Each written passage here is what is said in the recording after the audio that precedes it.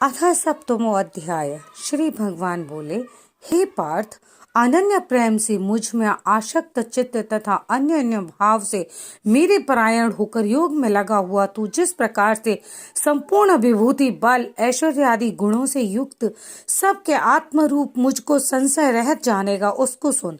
मैं तेरे लिए इस विज्ञान सहित तत्व ज्ञान को संपूर्ण दाता था कहूंगा, जिसको जानकर संसार में फिर और कुछ भी जानने योग्य शेष नहीं रह जाता है।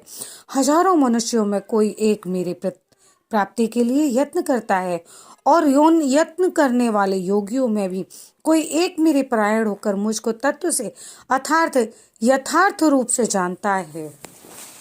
पृथ्वी, जल, अग्नि, वायु, आकाश, मन, बुद्धि और अहंकार भी इस प्रकार यह 8 प्रकार से विभाजित मेरी प्रकृति है। यह 8 प्रकार के भेदों वाली तो अपरा अर्थात मेरी जड़ प्रकृति है। और हे महाबाहो, इससे दूसरी को जिससे संपूर्ण जगत धारण किया जाता है, मेरी जीव रूपा परा अर्थात चेतन प्रकृति जान।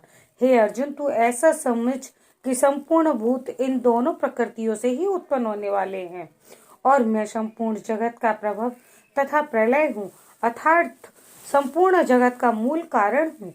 हे धनंजय, मुझसे भिन्न दूसरा कोई भी परम कारण नहीं। यह संपूर्ण जगत सूत्र में सूत्र के मानिनियों सदृश मुझ में गुथा हुआ है। हे अर्जुन, मैं जल में रस हूँ, चंद्रमा और सूर्य में प्रकाश हूँ, संपूर्ण वेदों में ओंकार हूँ, आकाश में शब्द और पुरुषों में पुरुष तत्व हूँ। मैं पृथ्वी में पवित्र, गंध और अग्नि में तेज हूँ तथा संपूर्ण भूतों में उनका जीवन हूँ, और तपस्या में तप हूँ। हे अर्जुन, तू संपूर्ण भूतों का सनातन बीज मुझको ही जान।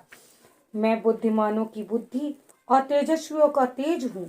हे भरत श्रेष्ठ, मैं बलवानों का आसक्ति और कामनाओं से रहित बल अर्थात सामर्थ्य हूँ, और सब भूतों में धर्म के अनुकूल अर्थात छात्र के अनुकूल काम हूँ।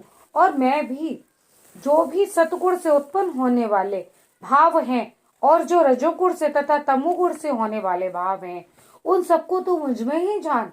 ऐसा जान, परंतु वास्तव में उनमें मैं और वे मुझ में नहीं हैं। गुणों के कार्य रूप सात्विक, राक्षस, तामस, इन तीनों प्रकार के भावों से ये सारा संसार प्राणी समुदाय मोहित हो रहा है। इसलिए इन तीनों गुणों से परे मुझ अविनाशी को